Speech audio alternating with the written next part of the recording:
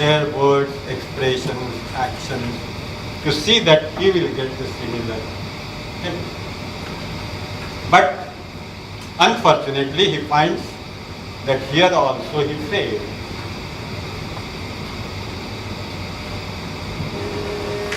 So here the Vedic philosophy tells us that the laws of universe are uniform and universal.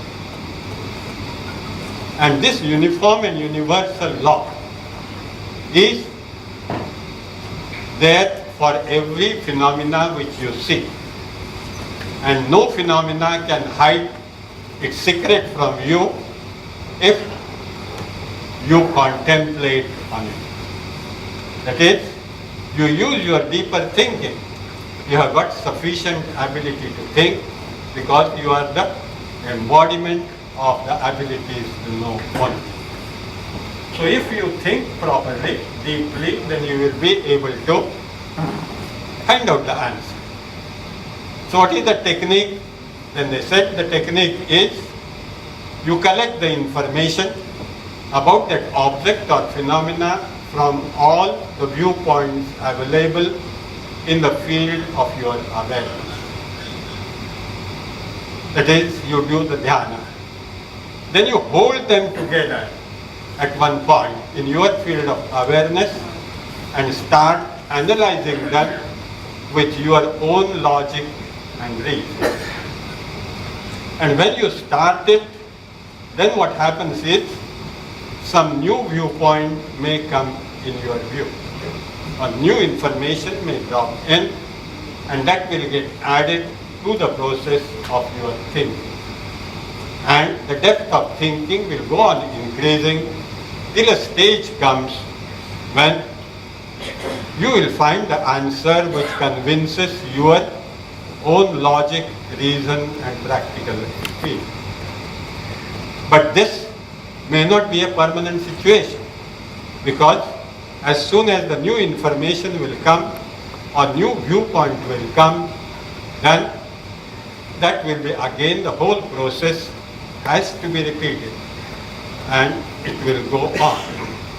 And that's what we find, that in material science, every now and then the research takes place, some findings are there, and the new findings come in, replace the old one and go ahead.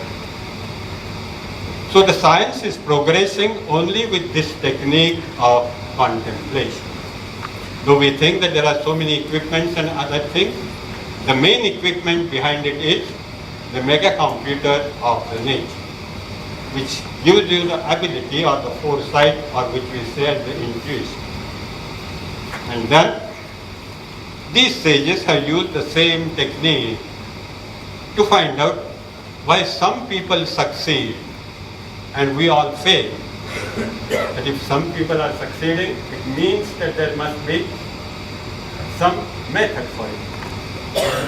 And in their analysis, they found that the cause is we are following the footsteps of these people. We are following their expressions, their words, their acts. But unfortunately, we are not following the spirit behind their activity. Instead of following the spirit, we are following the outward activity. And the spirit behind any activity manifests in the form of thought. And you have got access only to your own thoughts. You cannot have the access to the thoughts of others. You only infer that what these thoughts can be. And when you do that inference, mainly your three fingers are pointing to you and only one finger is pointing to that.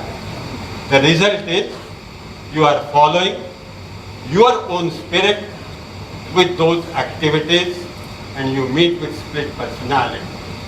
And that's why you fail. So if you want to, then what to do? They said you introspect. In your life also there must have been many spontaneous activities you did which have given a lasting joy to you. and find out those activities. Find out what was the spirit behind that activity, and then follow that spirit. So this telling appears as a very difficult proposition put forward, because they say that it is Shurassadhara Urita, that it looks as if it is walking barefoot on the razor blade and then say that you will reach there. So is there any simple method for it? And that method you find that they have given, which we call by the term the technique of eightfold practices of yoga, which are to be followed simultaneously if you want to raise your consciousness to the level above.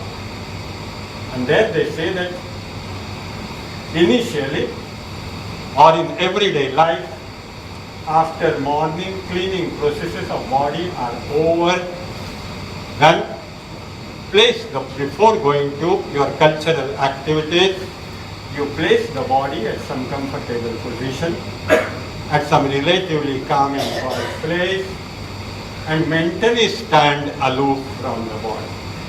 Look at the body as a stranger. That what are the skills, physical, social, or professional skills with the body, and how the body can improve it by reading proper books or listening to the proper teachers or in the company of people well versed in it. So these are the three methods available for you to find out how you can without exploiting anything. So this visualization you have done, then proceed with your visualization further to find out how best I can use the skills and abilities to help others. That is what roles I am going to play in day's time at domestic level, at social level, at global level, or whatever it is. And then see that in that role, how you can give the best of your skills and abilities to help others to improve on their skills and abilities without expecting anything in return for the body or its relation. So you do this introspection every day in the morning, and then after this is over, you allow the body to go in the field of activity. When the body goes in the field of activity, it is going to go back to its old fashion. It is not going to follow what you have thought about in the morning. And as a result of it, many occasions there will be entirely different results. So after the day's activities are over, after evening meal, before you go to the bed, again place the body in similar position, but now to review every thought that has materialized into expressions, words and actions of the body. To see that whether that thought has in any way helped you to improve on your physical, domestic, social skills or abilities, and whether anything has helped the others in the same way, and whether there was any contamination with the thought of getting something in return. And then think what are the harmful effects of these contaminations on your desire to get steady state of blissful existence. What are the effects of this on the evolution of human consciousness? And you will find that as you have started looking for it, then just as the rowdy elements in the group keep quiet once they know that they are watched by the authority and there is likelihood that they should not do any mistake. So either they try to leave that place and go, and gradually this thing happens with all the bad elements or contaminating thoughts in the field of your awareness. They gradually start withdrawing, and as they start withdrawing, you find better and better results of your morning and evening activity. And that makes you to, or that strengthens the activity of the reward and punishment center.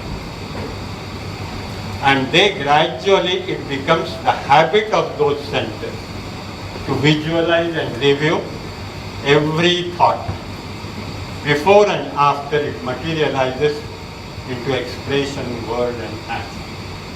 They call it by the term, the meditation becomes a 24 hours meditation. Without your knowledge, it becomes the habit. And once this stage is reached, then automatically the body reaches a state of evolution, which we call the development of godly human personality.